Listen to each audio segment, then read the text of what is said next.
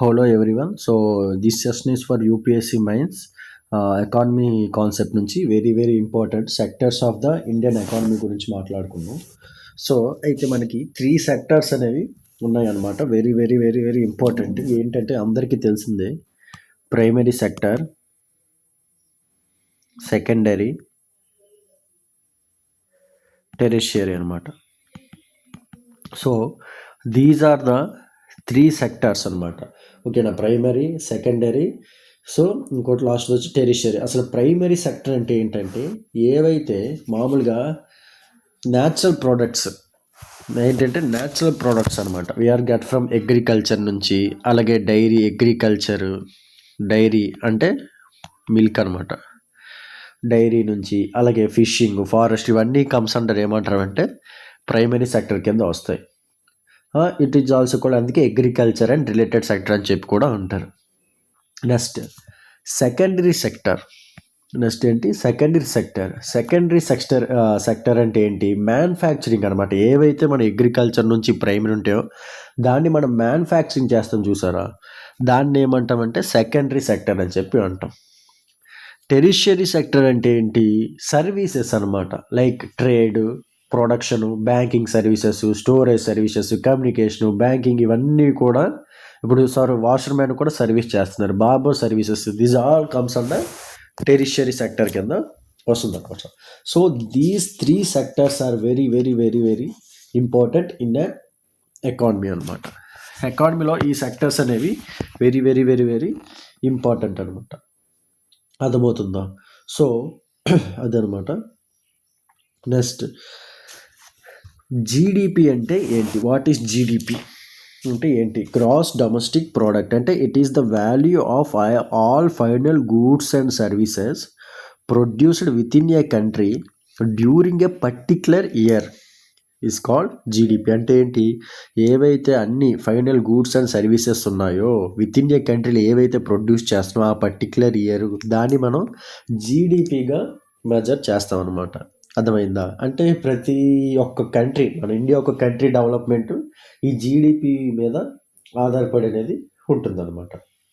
అంటే జీడిపి ఎంత ఉంది ఏంటి అని చెప్పి అనమాట. అయితే అదేంటి? ఏవైతే మనం ఫైనల్ గూడ్స్ అండ్ సర్వీసెస్ ఏవైతే విత్ ఇన్ ఏ కంట్రీ, మన కంట్రీలో ప్రొడ్యూస్ చేస్తామో వాటిని మనం ఏమంటామంటే జీడిపి అని చెప్పి అంటామన్నమాట. అర్థమైందా? అయితే ఇందాక 3 సెక్టార్స్ గురించి నేను మీకు చెప్పాను అనమాట. ఏంటి? 3 సెక్టార్స్ గురించి చెప్పామన్నమాట. అయితే ఈ 3 సెక్టార్స్లో ప్రైమరీ సెక్టర్లో ఎక్కువగా ఇండియాలో చూస్తే ప్రైమరీ సెక్టర్లో most of the people were employed in primary sector compared to other 2 sectors కన్నా ఇండియాలో ప్రైమరీ సెక్టర్ అనేది ఎక్కువగా అందరూ కూడా వర్క్ అంటే పనులన్నీ కూడా ప్రైమరీ సెక్టర్ ఉంటుంది. Because it belongs to agriculture work అనేది ఎక్కువగా ఉండడం అనేది జరుగుతుంది అనమాట కంపేర్ టు అదర్ 3 సెక్టర్స్ అనమాట. సో ఓకేనా? అర్థమవుతుంది కదా? నెక్స్ట్ అయితే compare to the other 3 sectors, this primary సెక్టార్లో కానీ మెయిన్లీ ఇన్ అగ్రికల్చర్ చూస్తే producing only 1/6 of the GDP. అర్థమైందా మీకు? అంటే ఏంటి? ప్రైమరీ సెక్టార్లో ఎక్కువ మంది పనిచేస్తుంటే వాళ్ళ యొక్క ప్రొడ్యూసింగ్ అనేది ఎక్కువ ఉండాలి లేదా కంపేర్ టు అదర్ సెక్టర్స్. కానీ 2 సెక్టర్స్తో కంపేర్ చేస్తే primary sector only 1/6 produces. Remaining అంతా కూడా ఎక్కడి నుంచి అంటే manufacturing sector and services sector. So అదనమాట. నెక్స్ట్ వచ్చి ఏంటంటే డిస్గైజ్డ్ అన్ఎంప్లాయ్మెంట్. అసలు డిస్గైజ్డ్ అన్ఎంప్లాయ్మెంట్ అంటే ఏంటి? When people are apparently working but all of them are made to work less than their potential. అంటే ఏంటి? డిస్గైజ్డ్ అన్ఎంప్లాయ్మెంట్ ఏంటంటే వాళ్ళకి వర్క్ యొక్క క్యాపబుల్ ఉంది, చేయాలి, కానీ దానికన్నా వాళ్ళు తక్కువగా పనిచేస్తున్నారు అనమాట. దాని టైప్ ఆఫ్ ఎంప్లాయ్మెంట్ అంటారంటే డిస్గైజ్డ్ అన్ఎంప్లాయ్మెంట్ అని చెప్పి అంటారు. అంటే ఏంటి? వాళ్ళకి సామర్థ్యం ఉంది, పని చేయాలి, కానీ అంత పని మాత్రం వీళ్ళు చెయ్యట్లేదు అంటారు. సో ఆ ఎంప్లాయ్మెంట్ వచ్చి ఏ ఎంప్లాయ్మెంట్ అంటారు? డిస్గైజ్డ్ అన్ఎంప్లాయ్మెంట్ అని చెప్పి అంటారు. India, about 60% of population belongs to the age group of 5 to 29 years. Out of this, only 51% are educational institutions. అంటే ఏంటి, ఇండియా 60% ఆఫ్ పాపులేషన్ మనం చెప్తాం, అంటే మన కంట్రీలో ఎక్కువ యూత్ పాపులేషన్ అనేది ఎక్కువగా ఉందని చెప్తాం. కానీ ఇక్కడ ఈ 100% వెళ్ళేది 5 to 20 జస్ట్ 51%. రిమైనింగ్ ఎవరు కూడా స్కూల్కి వెళ్ళకుండా ఇంట్లో ఉండి లేకపోతే వేరే అదర్ పనులు ఇవి చేసుకుంటారనమాట. అంటే ఏంటి, చైల్డ్ లేబర్ అంటారు కదా, అట్లాంటి పనులన్నీ కూడా చేసుకోవడం అనేది జరుగుతుందనమాట. ఓకేనా. అంటే వాళ్ళంతా కూడా స్కూల్కి వెళ్ళి చదివితే మన యూత్ పాపులేషన్ మంచిగా ఉంటే మన ఇండియాని ఫ్రూట్ఫుల్ కంట్రీ అలాగే డెవలప్డ్ కంట్రీగా మనం చేయొచ్చు అనమాట. సో అందరు ఏంటి, మనకి 60% యూత్ పాపులేషన్ ఉన్నప్పటికీ ఓన్లీ 51% ఈ ఎడ్యుకేషన్ ఇన్స్టిట్యూట్స్ చదువుకుంటున్నారు అనమాట. సో మిగతా వాళ్ళు ఎవరు కూడా చదువుకోవట్లేదు అనమాట. ఓకేనా, అర్థమవుతుందా. అయితే we must realise that some of the suggestions అనమాట. అయితే ప్రతి వాళ్ళు కూడా ఎంప్లాయ్మెంట్ క్రియేట్ చేయాలి అని చెప్పి సెంట్రల్ గవర్నమెంట్ ఒక లాని తీసుకొచ్చింది అనమాట.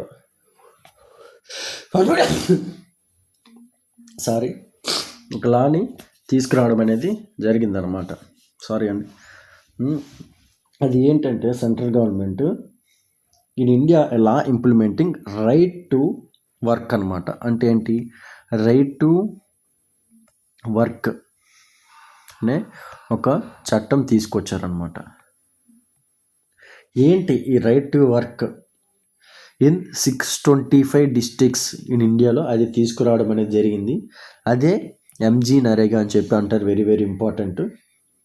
ఎంజీ నరేగా ఎప్పుడంటే 2005లో తీసుకురావడం అనేది జరిగింది. ఏంటి, Mahatma Gandhi national rural employment guarantee act 2025. ఇది ఫస్ట్ 625 డిస్ట్రిక్ట్స్లో ఇంట్రడ్యూస్ చేయడం అనేది జరిగింది.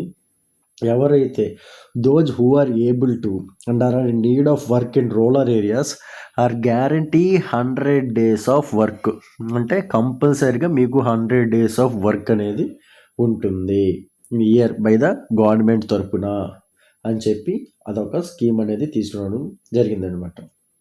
So if the government fails in it's duty to provide employment it will give unemployment allowances to the people. అయితే ఏంటి, ఇప్పుడు ఆ ఎంప్లాయ్మెంట్ కానీ గవర్నమెంట్ కానీ ప్రొవైడ్ చేయలేకపోతే ఏం చేయాలి, గవర్నమెంటే అన్ఎంప్లాయ్మెంట్ అలవెన్సెస్ కింద మనీ ఇవ్వాలి అని చెప్పి చెప్పడం అనేది జరుగుతుంది. ఓకేనా, అర్థమవుతుంది కదా. అయితే ఇంకొకటి మళ్ళీ మనకి సెక్టర్స్లో మళ్ళీ కూడా 2 సెక్టర్స్ ఉంటాయి. ఒకటి ఆర్గనైజ్డ్ సెక్టర్, ఇంకొకటి అన్ఆర్గనైజ్డ్ సెక్టర్. ఆర్గనైజ్డ్ సెక్టర్ అంటే ఏంటి, పెద్ద పెద్ద సాఫ్ట్వేర్ ఇన్స్టిట్యూషన్స్ ఇవి తీసుకోవడం, బిగ్ కంపెనీస్, బిగ్ ఇండస్ట్రీలు ఏంటి, మీకు ఎంప్లాయీస్ కింద వాళ్ళన్నీ కూడా పిఎఫ్లు అని చెప్పి అన్నీ కూడా ప్రొవైడ్ చేయడం జరుగుతుంది. అది కూడా జాబ్ రెగ్యులర్గా ఉంటుంది, ఎప్పుడు పడితే అప్పుడు తీసేయడం అనమాట. ఓకేనా. సో ఇవన్నీ కింద ఆర్గనైజ్డ్ ఎంప్లాయ్మెంట్ కింద వస్తుంది. అన్ఆర్గనైజ్డ్ సెక్టర్ అయితే ఏంటి ఇబ్బంది అంటే, నీకు ఎప్పుడు జాబ్ పోతుందో తెలియదు, నీకంటూ ఒక జాబ్ సెక్యూరిటీ అనేది ఉండదన్నమాట. అర్థమవుతుందా. అంటే నీకంటూ ఒక జాబ్ సెక్యూరిటీ అనేది కూడా ఏమీ కూడా ఉండదు. సో అట్లాంటిదప్పుడు ఈ అన్ఆర్గనైజ్డ్ సెక్టర్లో ఏమవుతుంది పీపుల్ అనేవాళ్ళు ఎక్కువగా సఫర్ అవ్వడం జరుగుతుంది. ఓకేనా. నెక్స్ట్ అయితే ఎక్కువగా కంపేర్ టు ద ప్రైమరీ అని చెప్పాను కదా, ప్రైమరీలో అయితే అన్ఆర్గనైజ్డ్ అనేది ఏమి ఉండదు, ఆర్గనైజ్డే. ఎందుకంటే వాళ్ళు ఓన్ చేసుకుంటారు, అగ్రికల్చర్ లేకపోతే ఎవరి కింద పని చేస్తారు. అయితే కంపేర్ టు సెకండరీకి వస్తే, ఇప్పుడు సెకండరీ సెక్టర్ ఉన్నాం కదా, ఇది వెరీ ఇంపార్టెంట్. సెకండరీ సెక్టర్లోనే మీకు చెప్పాను మ్యానుఫ్యాక్చరింగ్, కాబట్టి ఇండస్ట్రీస్ ఎక్కువ ఉంటాయి. అయితే ఎక్కువగా మన ఇండియాలో చూస్తే సెకండరీ సెక్టర్లో జస్ట్ అంటే పర్సంటేజ్ అంటే 41% మాత్రమే అందులో ఉన్నారంటే ఆర్గనైజ్డ్, మిగిలిన 74% అన్ఆర్గనైజ్డ్. అలాగే టెరిషరీ కూడా అంతే, టెరిషరీ సెక్టర్ కూడా 40% ఆర్గనైజ్డ్, 88% అన్ఆర్గనైజ్డ్. సో దీన్ని బట్టి చూస్తే అన్ఆర్గనైజ్డ్ సెక్టర్ ఏంటంటే జాబ్స్ గ్యారంటీ ఉంటాయి, అలాగే జాబ్ సెక్యూరిటీ కూడా ఏమీ ఉండదు. సో పీపుల్కి అనేది ఇబ్బంది అనమాట. అర్థమైందా? సో అందుకు ముఖ్యంగా గవర్నమెంట్ ఏం చెప్తుందంటే అందరికీ unorganise sectors they adopt such strategies చెప్తుంది టు అడాప్ట్ స్ట్రాటజీస్ టు అంటే ఎలా ప్రొటెక్ట్ చేయాలి అన్ఆర్గనైజ్ సెక్టర్ అంటే they adopt such strategies to avoid taxes and refuse to follow laws that protect labours. As a result a large number of workers are forced to enter the unorganised sector jobs with a pay. అంటే ఎందుకు ఎక్కువ మంది unorganised సెక్టర్కి ఎక్కువ వెళ్ళిపోతున్నారంటే ఇక్కడ tax కట్టాల్సిన అవసరం లేదు, ఓకేనా. అలాగే అలాగే చాలామంది ఫోర్స్ చేస్తారనమాట workers force to enter in to this unorganised sector. అలాగే ఫెయిర్ వేజ్ ఎవరు ఇదంతా కూడా. అయితే ఏమైంది సిన్స్ 1990s ఏం జరిగిందంటే 1990s it is also common to see a large number of workers losing their jobs అనమాట 1990s. ఎందుకు మీకు అందరికీ తెలిసిందే 1991 ఏంటి ఎకనామిక్ క్రైసిస్ ఇండియా అనమాట. So these workers are forced to take up jobs in unorganised sector with low earnings అనమాట.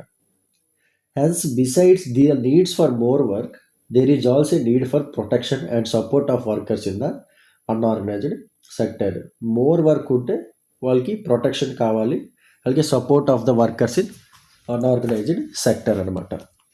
So in the rural areas unorganised sector mostly comprises of ఎవరంటే landless agriculture labourers small and marginal farmers. అయితే ఇక్కడ చూస్తే nearly 80% of the rural households in India are small and marginal farmers. అంటే 80% అంటే చూడండి 80% small and marginal అంటే వాళ్ళకి land చాలా కొంచెం ఉంటుంది, ఓకేనా.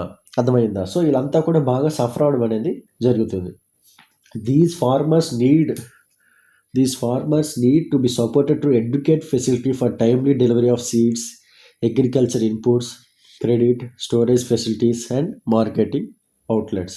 In the urban areas, unorganized sectors comprise main ఇప్పుడు అర్బన్ ఏరియాస్లో అన్ఆర్గనైజ్డ్ సెక్టర్ ఎక్కువ ఎక్కడ ఉంటుందంటే industries, workers in construction, trade and ట్రాన్స్పోర్ట్లో ఎక్కువ మీకు అన్ఆర్గనైజ్డ్ సెక్టర్స్ అనేది ఎక్కువగా కనిపిస్తుంది. ఎక్కడ సిటీస్లో అర్బన్ ఏరియాస్లో government support for procuring raw material and marketing of output. The casual workers in both rural and urban areas need to be protected. మనం ప్రొటెక్ట్ చేయాలా లేదా? వీళ్ళని ప్రొటెక్ట్ చేయాలి కంపల్సరీగా. So we also find that majority of workers from schedule caste, schedule tribes and backward communities find themself in the unorganised sector.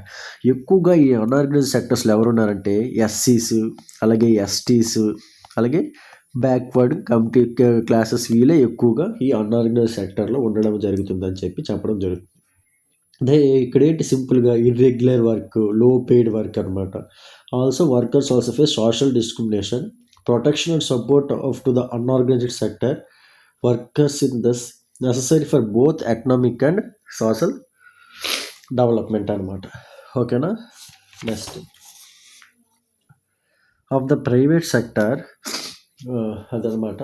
So these are some activities which government has to support. ఖచ్చితంగా government అనేది support చేయాలి, వద్దా support చేయాలి, లేకపోతే వీళ్ళ పరిస్థితి ఏంటి.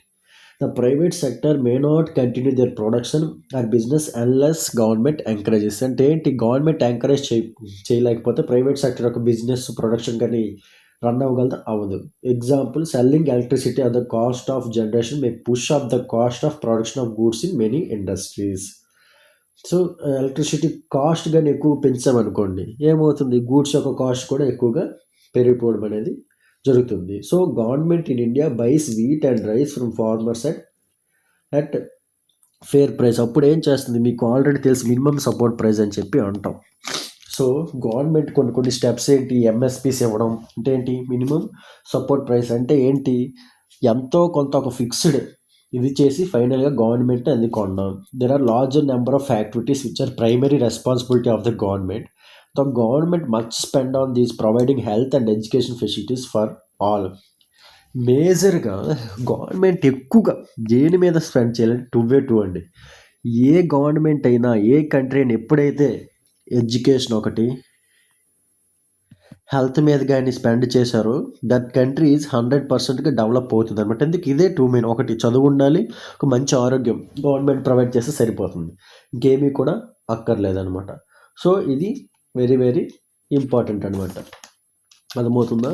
So ఇలాగా గవర్నమెంట్ అనేది కొన్ని మెజర్స్ అనేవి తీసుకురావడం జరిగింది. ఏంటి, ఎంఎస్పి ఒకటి, అలాగే గవర్నమెంట్ కొంతవరకు గవర్నమెంట్ హాస్పిటల్స్ అని, గవర్నమెంట్ స్కూల్స్ అని ఇవి పెట్టడం అనేది జరుగుతుంది. సో, అలాగే India size of illiterate population అనేది మనది illiterate population. One of the largest illiterate population మనది ఒకటనమాట. సో, ఇలాగా గవర్నమెంట్ కూడా సపోర్ట్ ఇస్తే ఏవైతే సెక్టర్స్ ఉన్నాయో సో అన్నీ కూడా డెవలప్ అవుతాయి. సో నీట్‌గా మన ఎకానమీ కూడా ఇంప్రూవ్ అనేది అవుతుందనమాట. ఓకే. Thank you.